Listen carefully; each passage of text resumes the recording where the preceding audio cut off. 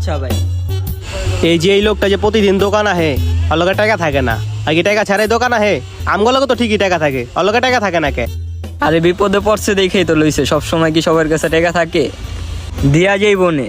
হ্যাঁ দি বনে বয়া থাকো, ওই একটা বাটপার, ওই আড়াইবো দিকে, ওই পনেরো শুলে ভাগছে আড়াইবো। আরে দিয়া যাইবো দিয়া যাইবো। হ্যাঁ দি বনে।